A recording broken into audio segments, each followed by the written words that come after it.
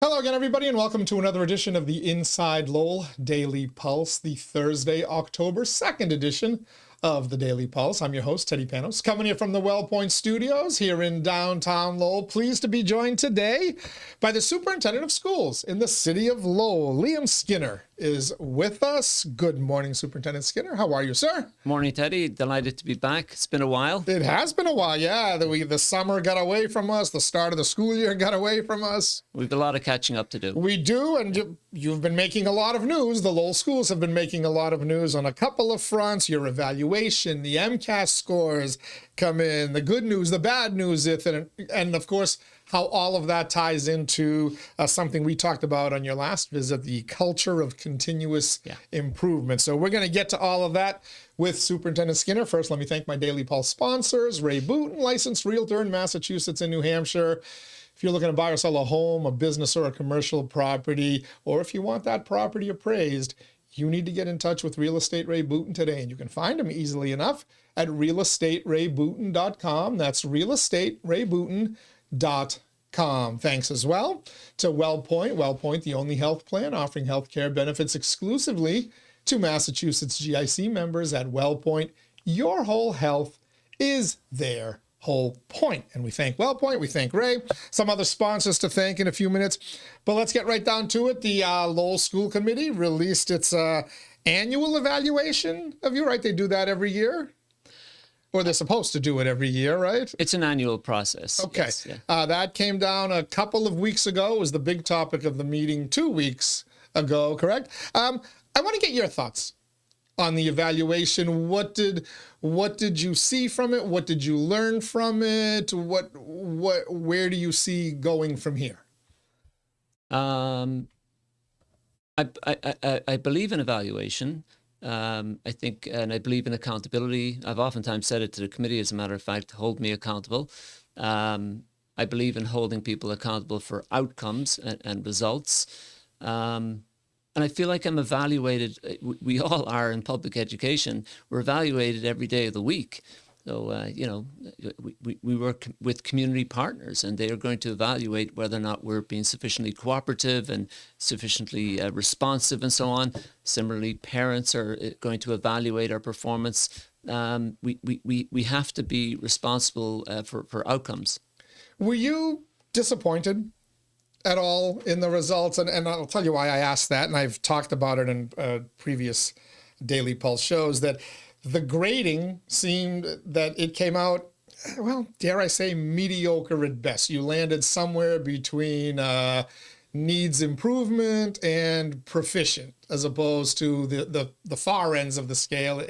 I believe it's exceeds recommendations. Exemplary. Exemplary, and then the number one, the bottom scale, which is, it's a train wreck. And I know I'm going to preface this by saying, you grade with 1, 2, 3, and 4. It doesn't take many 1s or 2s to put you into mediocrity. Conversely, it doesn't take many 4s to get you into the upper level of it. But clearly, as people look out from the public, they want to hear that their schools, their superintendent, their school committee, everybody is exemplary as best as they can be. With that in mind, were you disappointed by how kind of the overall rating went? I feel like asking you for a rating, Teddy. How am I doing? What's your rating on the superintendent? You needn't bother. I put you somewhere in between that, 2.5 and 3, now that we've seen the MCAS test scores, which weren't available, I understand, when the school committee was doing its recommendation or their evaluation. Were they? The results were embargoed at that time, but I would argue that regardless of those results, and it's very good news in the results, we've been tracking and we've been sharing with the committee metrics right along that have shown that we've been growing and improving and what I say on the rise. Yes, so we've known and have keep very close tabs on our data to make sure that we are heading in the right direction. And the school committee is informed of all these metrics as they're going along. So they were basically aware of what was coming out on the MCAS results. Yes, you can say that. It's also true to say that the MCAS results, the good news we've received recently, has really put an exclamation point on it, and has made it clear and said, wait a minute, let's go back and look at that data. Was it really pointing that way? It's really made it very clear for us. And I'm grateful that we have the opportunity to talk about good news. Are there areas in that evaluation where you look at it objectively and say, yeah, they were right, whoever it was of the 6 school committee members that evaluated you? I could try to do better in that area. Were there areas of agreement on that front? Lots. That's easy. Lots. Right, lots. That's relatively easy for me to tackle, Teddy. I think I'm one of these people who I'm my own worst critic. I seek improvement all the time. I celebrate good news and I take pride in the progress that we're making. But on a daily basis, I'm looking for what's not working, because that helps you to fix things and make them better. So there are lots of things that school committee members might be concerned about, and I absolutely want to take them seriously, for sure. But in my career, let me say this: in my career, I have always been rated previously as exemplary, and that might not mean a whole lot. I've been rated exemplary on every standard and felt like that was useless recommendation. That's not a rating that I warranted. I've complained in the past, believe it or not, about being rated exemplary because I've not been given feedback for growth. And we believe in that. I believe in that. And it's actually one of the things that we focus on in Lowell Public Schools. We are all trying to improve. We're all looking for feedback for growth. Is there one area specifically where you say, yeah, I need to get better? And when I say you need to, or you say you need to get better, and I say it in others, we're in essence talking about the full team that you're surrounded with, right? Sure. So I thought Mr. Bahu and Mr. Lay, and perhaps separately, talked about some things that they reasoned very well. And I listened to that kind of reasoning. Mr. Bahu talked about being involved in international festivals in Lowell. Mr. Lay also talked about being involved in community events and community cultural events, not seeing a presence of Lowell Public Schools at sort of, cultural or international events. I take those points quite seriously.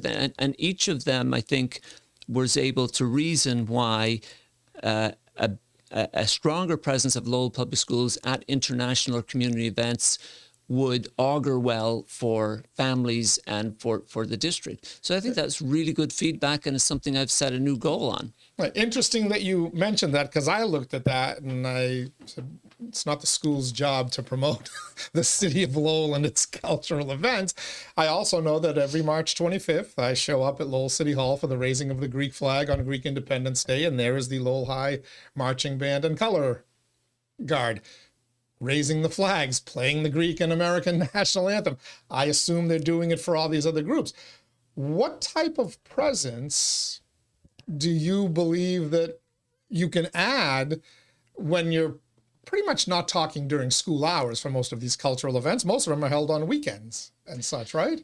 Well, I think that I think that we have such a wonderfully diverse community that it can help people to feel seen and appreciated when officials from Lowell Public Schools participate as observers, or as they go along to some of these events. If you are an ethnic minority, or if you're from a different ethnic group, and you show up at some of these festivals and some of these celebrations, it can show appreciation, it can show respect for them, and people can feel like they belong in Lowell Public Schools because we like to be at some of their events.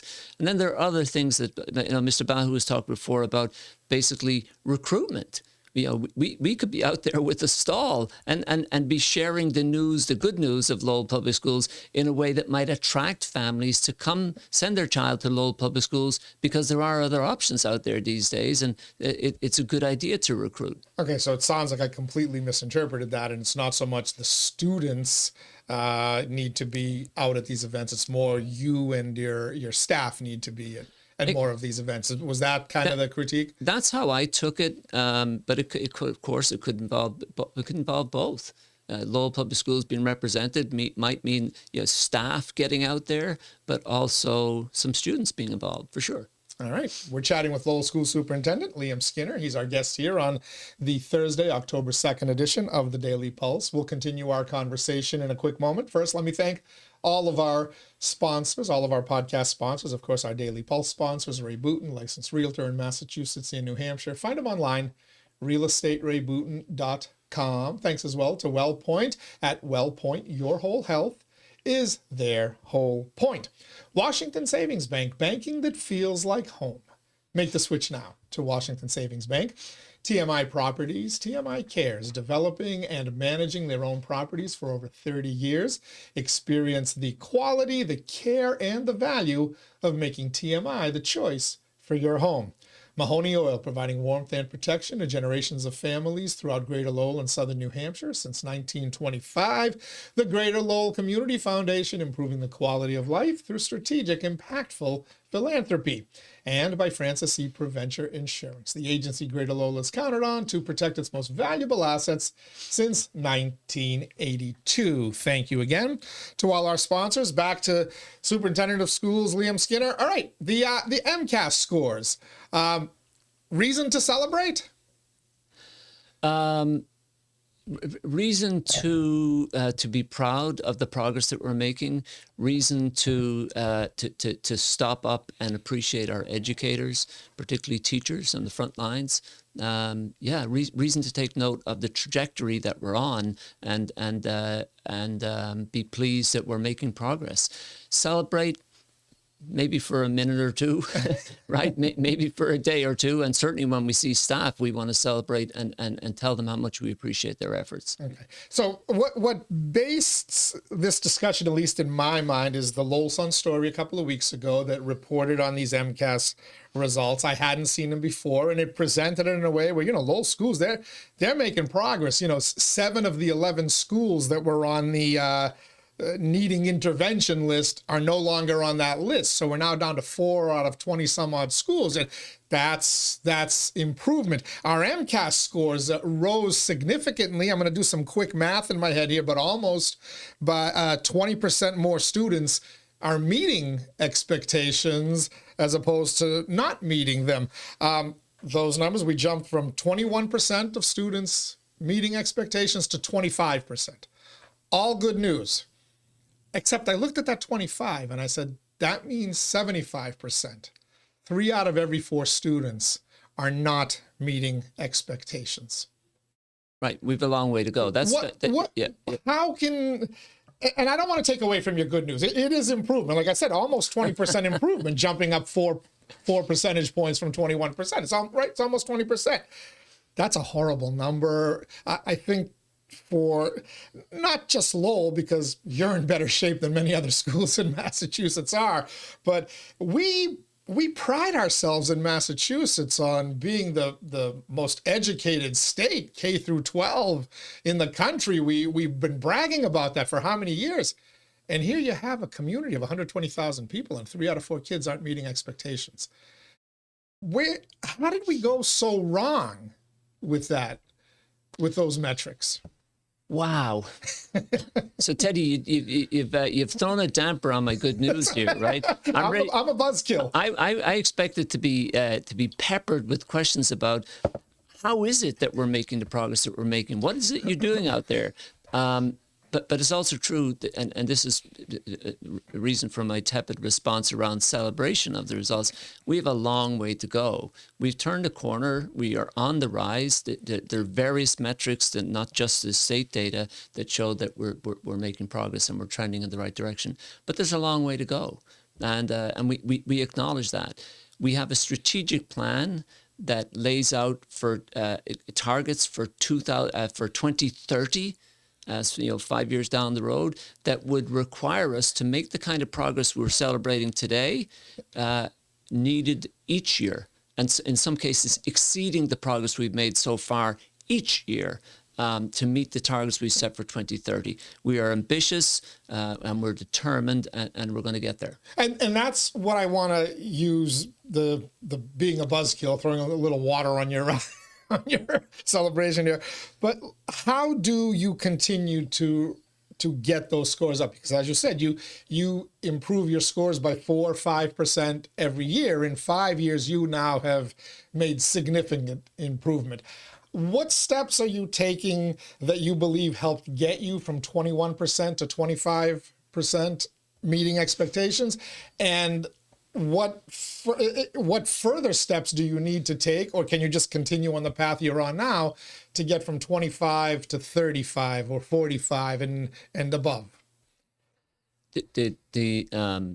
So the reason for improvement, we could say a lot, but the reason for improvement that people should understand is what happens in the classroom, is teachers.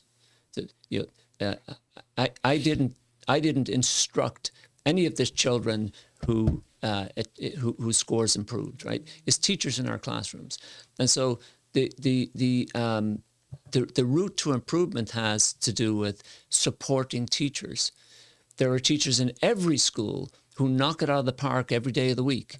And there are teachers in every school who are maybe younger, newer teachers who haven't fully gained the full range of teaching skills, right? And so we have to support them, and we have to coach them and help them to develop into really, really fine teachers. Believe it or not, despite the scores being outlined by school, there's a greater variation in the teaching skills within each school than there is between the schools. I don't know if that makes sense to you, but in other words, in every school in Lowell, there are some phenomenal teachers, and in every school in Lowell, there are teachers that are developing. The key for our success and for the progress we've made and for our continued progress is to help our teachers, support them to develop skills and practices that will enable our students to succeed. Do you believe that some of the changes that you and your administration have instituted, whether within central office, but also you made a significant number of new hires as principals. You reconfigured a few, moved some from some schools to others. You've brought in others. Do you believe that you should get some credit for that, and or these principals deserve some credit for helping the schools? Definitely, rise? But definitely to both, Teddy.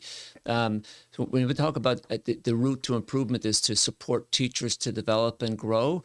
The next sort of group of folks who are working the most sincerely and are so dedicated to it are school leaders. There are certain coach positions in schools, but there's also the principal, the assistant principal, and so on, department chairs at the high school and assistant principals there as well. These are people that are doing that actual work of supporting the teachers. We refer to it as instructional leadership.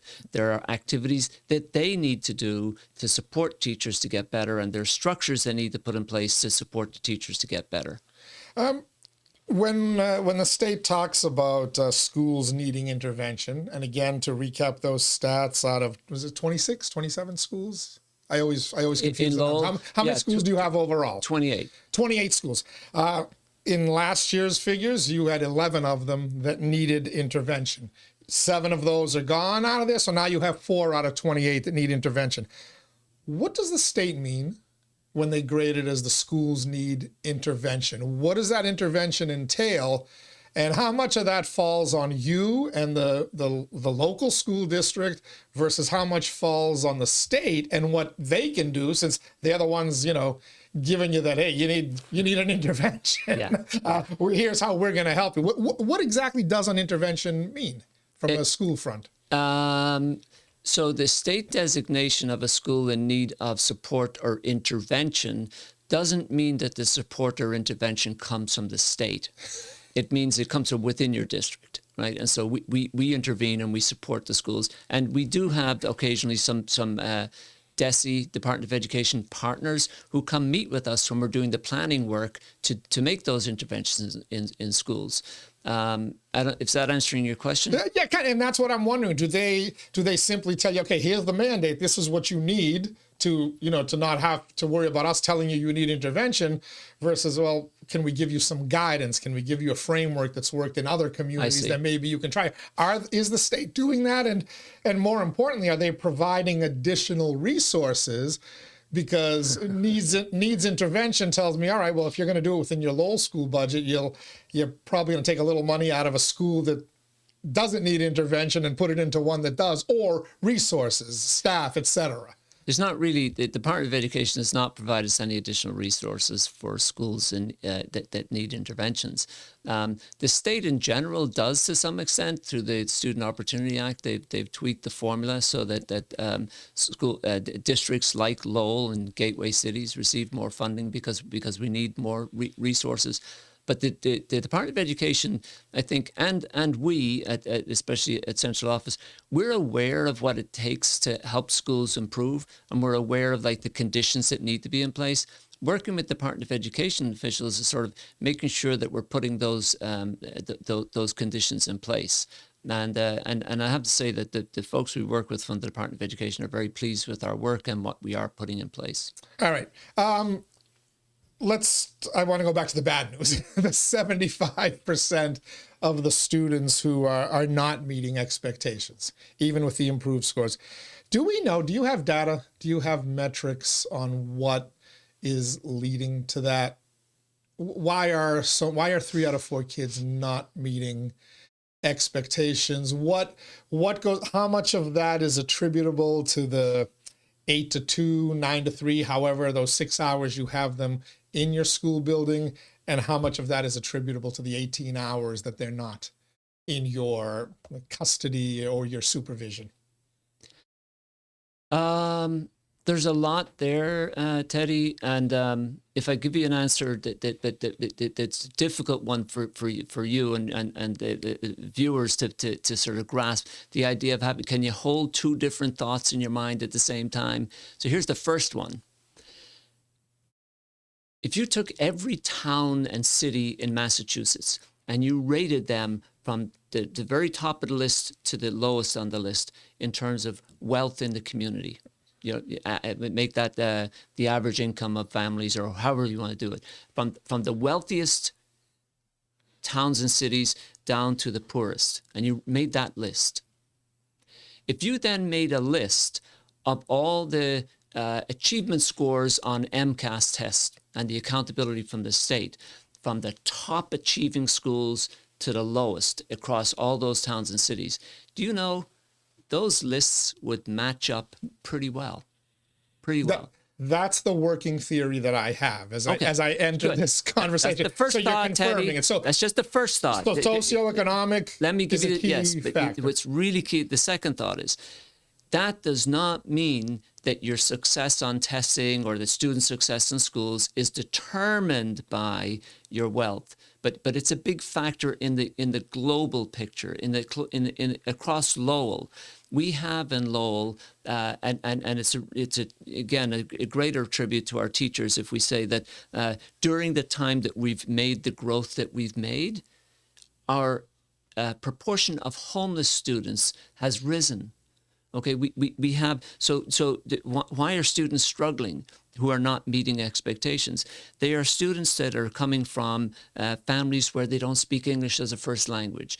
There are students who are homeless. And I say 10% of homeless students, which is accurate, but that doesn't account for a whole bunch of other mobile students, like students who are in foster care and so on, right? We have a large proportion of our students are quite mobile, who come from resource-poor families.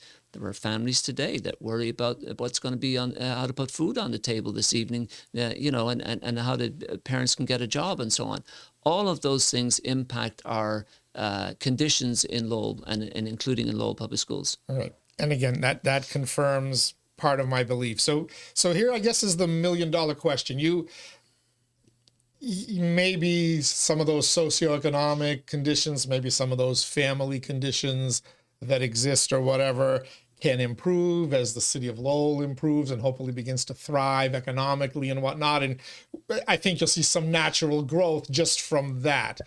But in terms of some of the other challenges that you highlighted, English language learners, obviously that's a big thing. how do you reach those students? How do you improve their scores? The kids you mentioned who are maybe in foster care or not really sure where the roof over their head will be a month from now as opposed to today. What can you do to reach them?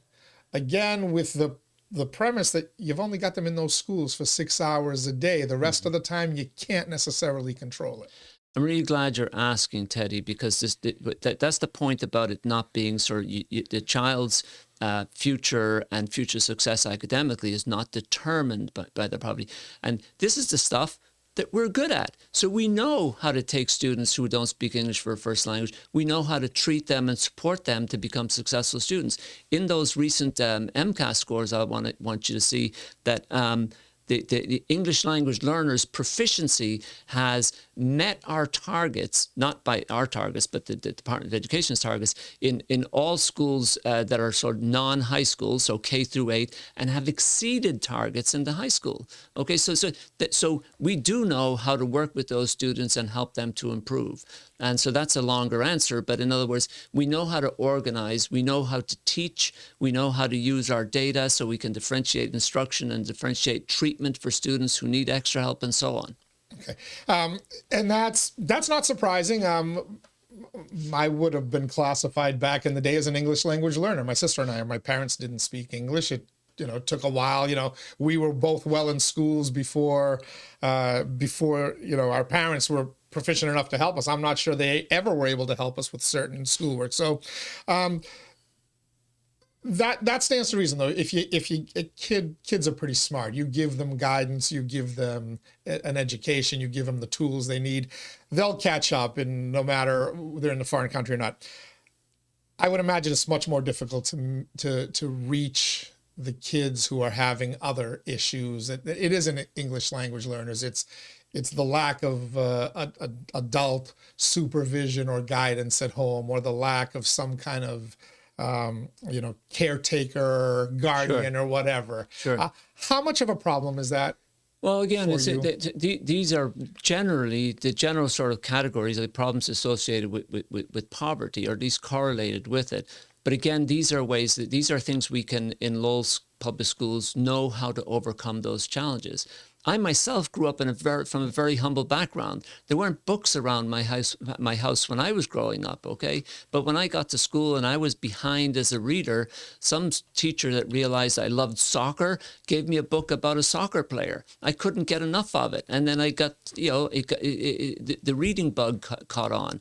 We do that in our schools every day with students. The big problem for us, Teddy, in terms of that is getting students caught up, and the earlier the better. The earlier in elementary school that we assess students and we know where their deficits are and we get them caught up, the better. That's a big part of the work in a school, where in a community where some students arrive at school not having had the rich family experiences that might have occurred elsewhere, particularly in communities where the families are wealthier. I think you're talking about early childhood education, and I've noticed over the last couple of months, I think in August alone, the Lowell Public School system was granted over $2 million for early childhood education, which is great. But it did get me to start questioning, how far behind was the Lowell Public Schools in early childhood education?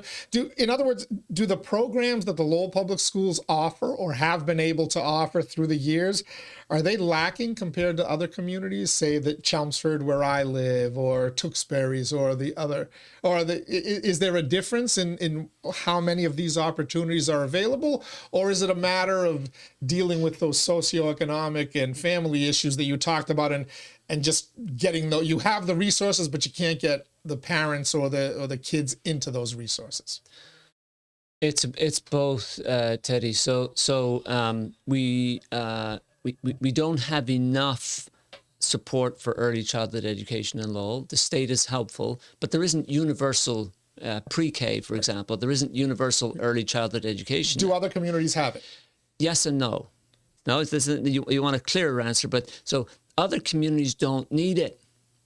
other communities, if you're in a community that's relatively wealthy, your child is growing up in an environment where, mommy's a doctor and daddy's a professor or whatever. You don't need early childhood education as much because you've got this environment in the home where the child is learning from birth. And then if mommy and daddy go out to work, they can afford to pay for childcare, and not just childcare, but the best childcare, and the ones where their children are in this enriching environment. So in other communities, you don't need universal pre-K and universal early education in the same way we do in Lowell, and we struggle to meet that need. By the way, that's not a problem that Lowell Public Schools is working on alone.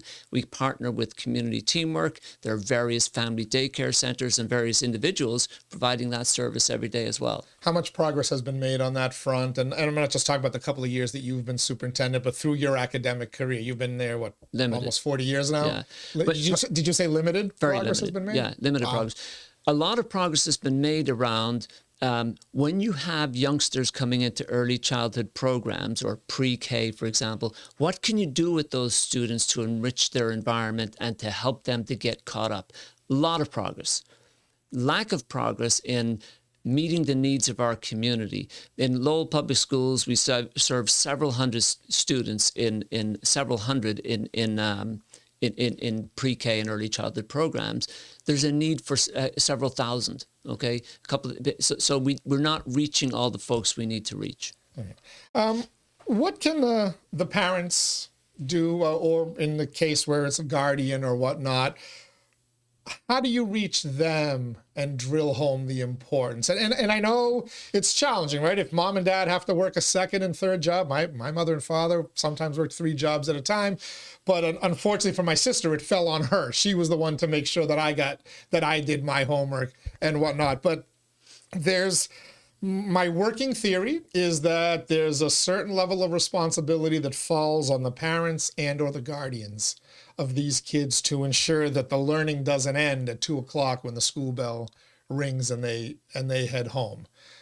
How do you drive that home? And more importantly, a parent watching this today or a guardian watching this today, what can they do to continue the work that goes on those 6 hours in the school building? So my working premise, Teddy, is that parents want what's best for their child. And all parents want what's best for their child.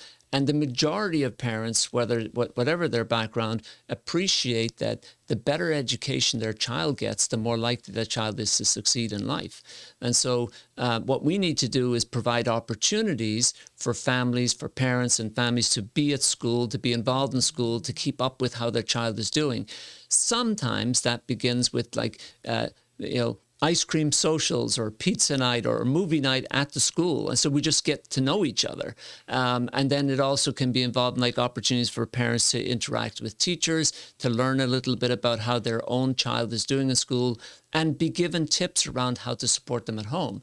And those tips can be as simple as asking your child what homework they have, what are you reading, providing your child a space in their house to do their homework, modeling for them what you're reading so that child might realize that this is something that people do for entertainment or for fun as well as just for school. There are multiple ways that we can encourage parents to provide a good environment at home. What role do extracurricular activities play in this? Sports, band, theater, chess club, whatever, those opportunities to keep those kids in a school/learning environment for an extra 2-3 hours a day. And our Lowell students, do they have enough of those opportunities?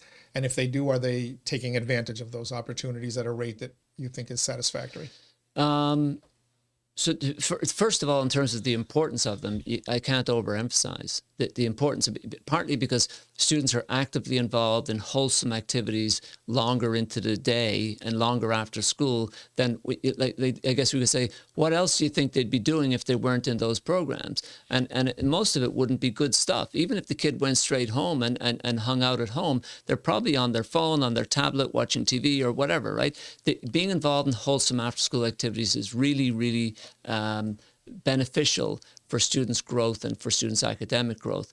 Plus, very many of our students go to school because they're excited about the sports and the after-school activities, particularly at the high school level. You know, that's a really big attraction. What after-school clubs are available to me? What sports are available to me? Some of those activities draw the student to come to school in the first place. So they're very important.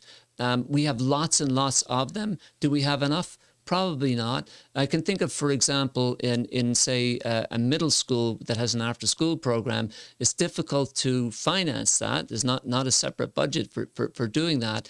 And many of our schools have students who are bused. So that's a very expensive proposition if you're going to keep the students after school for an activity, and then we generally are not able to afford busing that will go with it. So the child that lives nearby and can walk, no problem to attend. What about the kids who bus to school? They can't stay after because they've got to catch the bus home. There are lots of things like that where we can make incremental improvements. I know one of the things that I remember reading about that is creating a challenge is chronic absenteeism.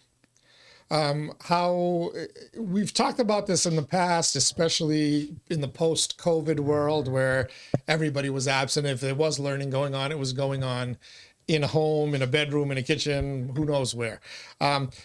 Is chronic absenteeism still a major issue? Have we returned back to pre-pandemic levels of attendance? Yes. So the recent MCAS report that was sort of where we started our conversation highlights in Lowell, I can't say uniquely, but unusually for the state. Massachusetts as a state is still bemoaning the fact that we're still getting caught up from the pandemic. Not in Lowell. We are at pre-COVID levels and exceeding that. That's one of the reasons we're drawing a lot of attention these days, including from state officials and from state media. How is it that we have exceeded our targets and exceeding pre-COVID targets? You asked about chronic absenteeism. Again, in that area, we have exceeded our targets. Is it still a concern? You bet. Because any child who's chronically absent from school, even if it's a small number, that child is missing out on education. We're going to have to chase that one continually. So you say you're exceeding state averages. Is that like all districts, or kind of you're exceeding state averages for a community similar to Lowell? So to be clear, on chronic absenteeism, was that we're exceeding our state target. Okay. So the state looks at where you're at and they say you've got to improve that, and it's got to improve by 6% or 3.4%, and they set a target for us each year. When they've set targets for us in Lowell, we've exceeded those targets. But again, chronic absenteeism, like so many of our societal ills, is more of an issue in larger urban, poorer communities than it is in smaller, leafy, wealthy communities. So what have you been doing to capture state attention on this in a good way? What do you attribute that to? Well, the state attention is not just about chronic absenteeism; it's about overall. So in Massachusetts, there are statistics that the Department of Education follows, criterion reference, the sort of a composite score of how much progress we're making, and the neatest composite score of the progress that's been made in Massachusetts says that across Massachusetts, schools and school departments have made 39% progress towards targets. In Lowell, that's 51%. We are exceeding the state rate of improvement by far. And one of the exciting things about that is that composite score, yes, it's involved in the test results from this year, but it actually takes into account how we did the previous year. And in Massachusetts, the rate of improvement has varied. We beat the state by far last year, too. We got attention this year because we've been increasing and improving right along, but this year, several of our schools happened to pass a threshold where they're no longer requiring assistance. But the improvement has been going on continually.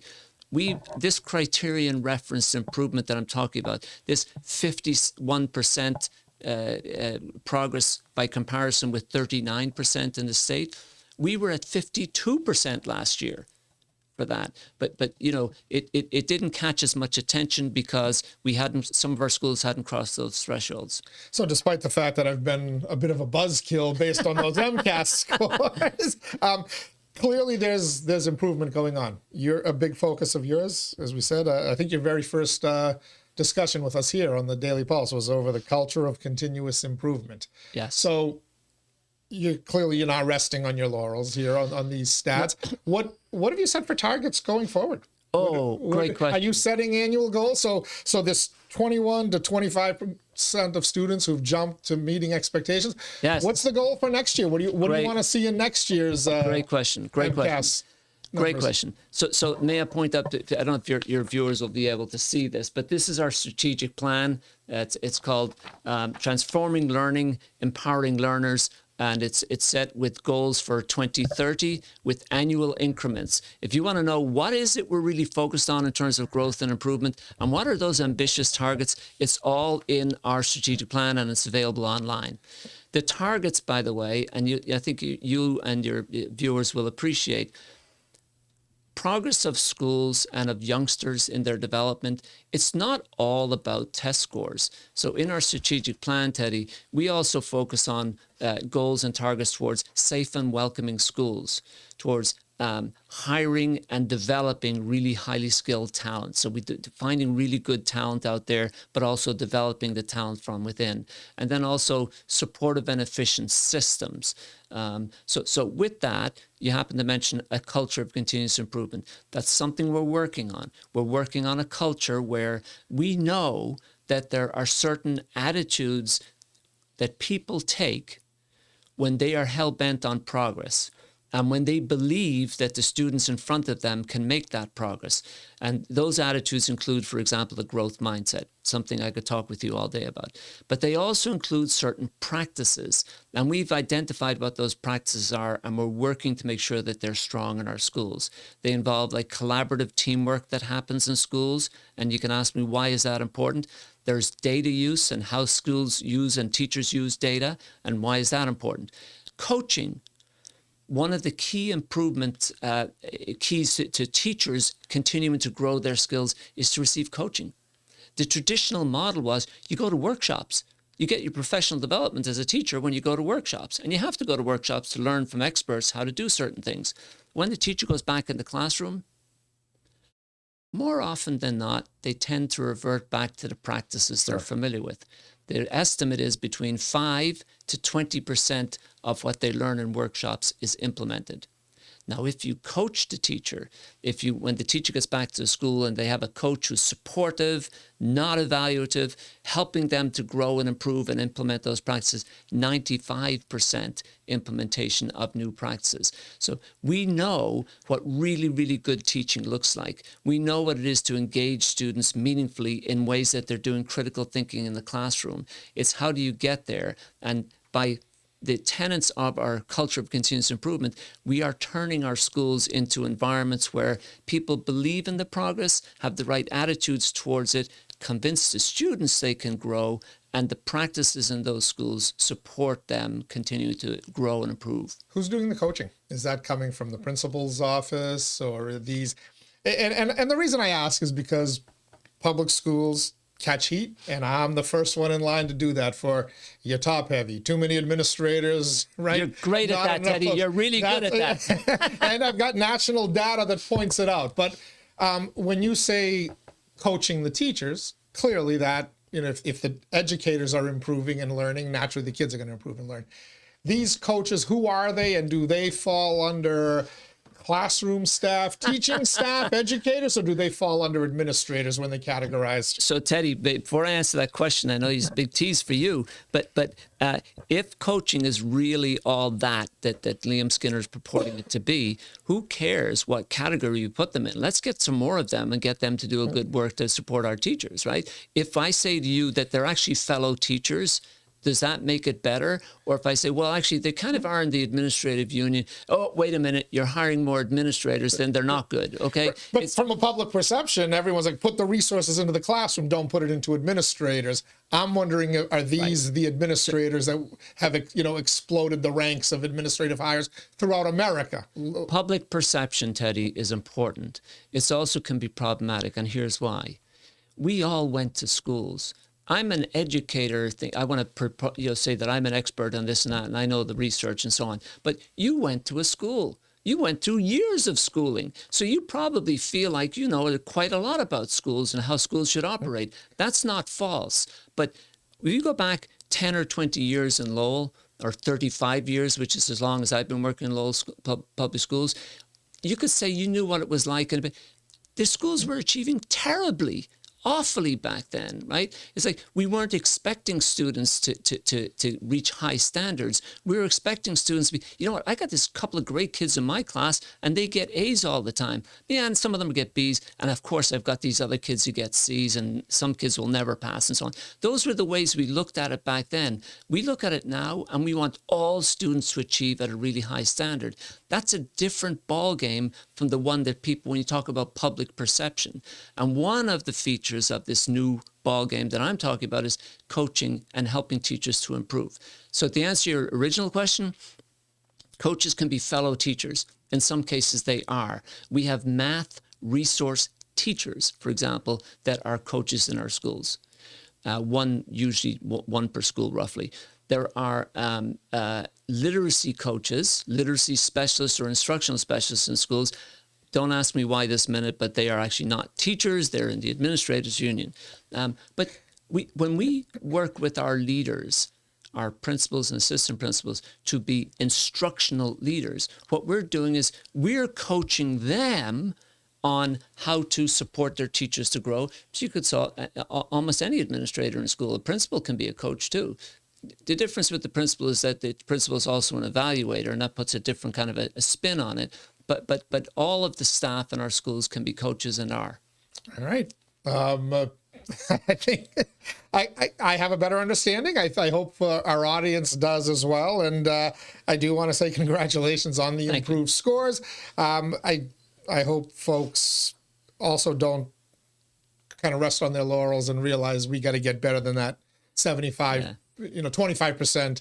It's a culture of continuous improvement. We're not going to stop, working for our students and working for our community. We have a long way to go. The news this time is gratifying, in part because the people that are out there working really hard have some reward for that work. They can see the improvement, but it's just a start. We have nothing to write home about, Teddy. It's good news, but we have a long way to go. And the great news, it comes on.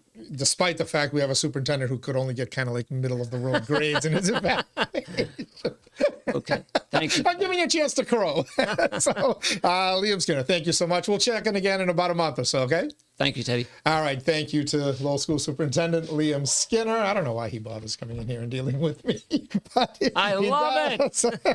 Thank all of you. I don't know why some of you tune in regularly as well, but we certainly appreciate you doing so. Tomorrow, the Daily Pulse goes live, as it does every Friday at 10 a.m. We'll have Batch, Michaela, the Pod Squad, and the fabulous Lindsay joining us. And of course, you're invited to send your feedback as well on the Shaw Farm Pulse line. Just dial 978-PULSE-IN, or I should say text 978-PULSE-IN. I can't remember that number off the top of my head, but we'll put the graphic up there for you tomorrow. Till then, everybody stay safe. Enjoy this beautiful, crisp fall day, and we'll see you on the other side.